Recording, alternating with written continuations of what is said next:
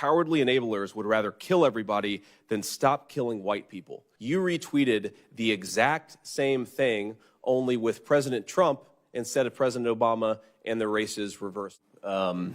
Chairman and Ms. Sohn, thank you for coming before us today.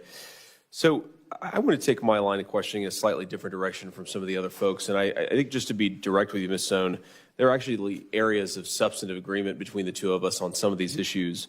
But I also notice that you are a participant in what I would call this weird racialization of American political rhetoric in the last few years. And in particular, I think coming out of a desire to give equal opportunity and fairness to every American, regardless of skin color. That's, of course, a very good thing.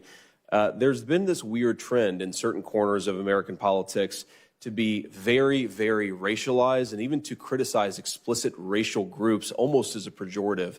And you, unfortunately, have participated in that. And I want to ask just a couple of questions on that. Before I do, I want to illustrate this by pointing out something that's going on in my state. We have a very, very bad train crash in East Palestine, Ohio. It's caused a terrible chemical spill, likely environmental consequences as far as the eye can see. And of course, we're doing as much as we can to help constituents on the ground. But I note that Secretary of Transportation Pete Buttigieg yesterday, when he made some public remarks, instead of commenting on this or talking about the issue or giving any reason to think that he's focused on one of the major transportation mishaps in this country over the last couple of years, he decided to instead focus on the terrible scourge of too many white men in the construction industry. And I find that preposterous, both on its own face, but also as a focus from the Secretary of Transportation. So I want to read you a tweet with that backdrop in mind. And I quote, "President Obama is a raggedy black supremacist president, and his cowardly enablers would rather kill everybody than stop killing white people." Do you think a person who said that should be appointed or confirmed to the FCC? Could you read I didn't quite get that. Could you just reread that, would you mind? President Obama is a raggedy black supremacist president, and his cowardly enablers would rather kill everybody than stop killing white people. Do you think a person, yes or no, who says that should be appointed to the FCC?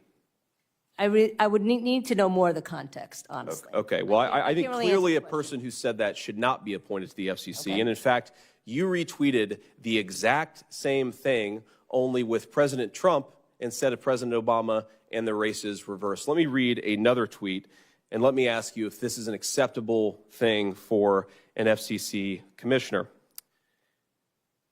"Angry black woman, not a good look, Judge Brown Jackson." Would a person who tweeted that pejoratively be deserving of the position that you're seeking? I think it has nothing to do with the position that they're seeking, so not necessarily. So I think that's I know I tweeted something about Judge Kavanaugh, right? I think that's preposterous. Come on. You tweeted at Judge Kavanaugh, "Angry white man, not a good look, Judge Kavanaugh." Now, here's why I think that it's relevant.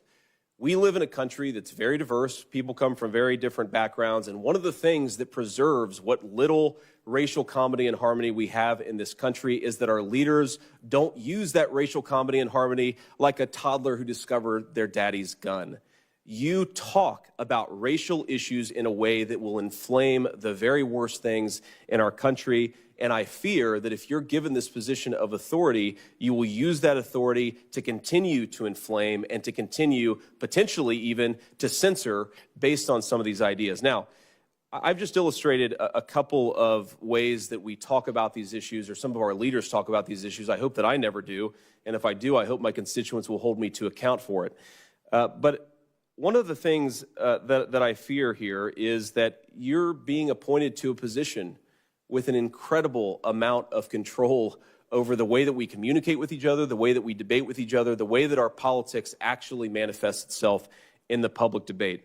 And I guess I'd ask you, do you think those comments are a good thing for the American people to hear, given how much power you will have if you get confirmed? Senator, I made those comments in my role as either a private citizen or a public advocate, and they will have absolutely no bearing on how I would act as an FCC commissioner. Ms. Stone, I appreciate that, but they reveal something about how you see the world, how you think about the world, and how you feel about the world. So I understand and respect that you made them in your capacity as a private citizen, but they are reflective of a person who will have a lot of power if the Senate confirms your nomination. And this is why I'm going to oppose your nomination, despite some areas of substantive agreement. Thank you, Ms. Sohn.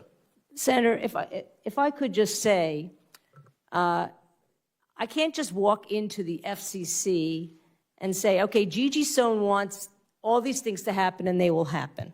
Okay, first of all, I'm not going to be the chair, and let's put that one on the table and put that to bed, because that's the latest K Street rumor, right, that the White House wants to make me the chair. That's false.